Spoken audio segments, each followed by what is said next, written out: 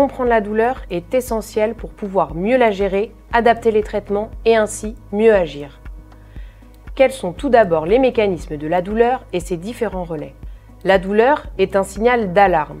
Quand un tissu est blessé ou irrité, des signaux sont envoyés par les nerfs jusqu'au cerveau. En fait, ces signaux passent par plusieurs points ou relais de la douleur. Tout d'abord par les récepteurs de la douleur, appelés nocicepteurs, présents sur la peau, les muscles, les organes, les articulations et en fait un peu partout dans le corps. Puis par les nerfs. Les nocicepteurs transforment alors la douleur en signal électrique qui circule dans les fibres nerveuses.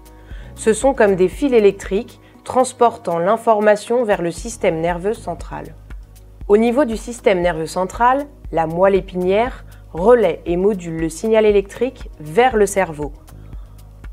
Ensuite, le cerveau interprète ce signal comme une douleur et déclenche des réactions adaptées pour protéger le corps, telles qu'un geste réflexe, un frottement, un massage, une application de chaud, de froid ou une position antalgique. Qu'est-ce qu'une douleur nociceptive et une douleur neuropathique? Quelles sont leurs différences? Quels sont alors les traitements adaptés pour les gérer au mieux? Une douleur nociceptive est une douleur dite classique, causée par une lésion, une inflammation, par exemple une douleur liée à un coup, une brûlure, une douleur musculaire ou articulaire.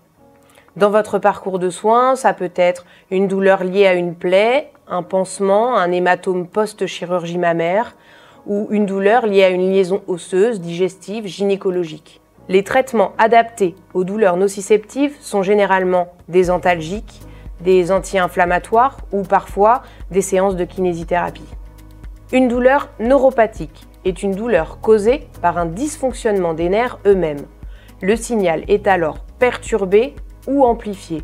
Par exemple, vous pouvez ressentir des picotements, des brûlures, des engourdissements ou des décharges électriques.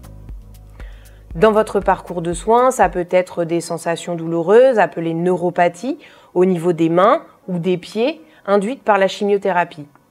Des douleurs persistantes à distance de la chirurgie d'un sein, au niveau du creux axillaire ou des côtes, ou encore des douleurs post-radiothérapie. Les traitements adaptés à ces douleurs neuropathiques sont donc différents.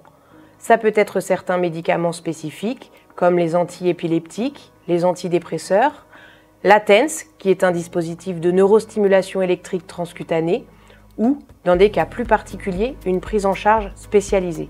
À noter que parfois, la douleur peut être mixte et complexe, et combiner les deux types de douleurs, et nociceptive et neuropathique. En conclusion, comprendre la douleur, c'est comprendre comment votre corps réagit et identifier le type de douleur ressentie. C'est pouvoir mieux agir pour la soulager et c'est pouvoir choisir le traitement le plus efficace ou la solution la plus adaptée pour retrouver un quotidien plus confortable.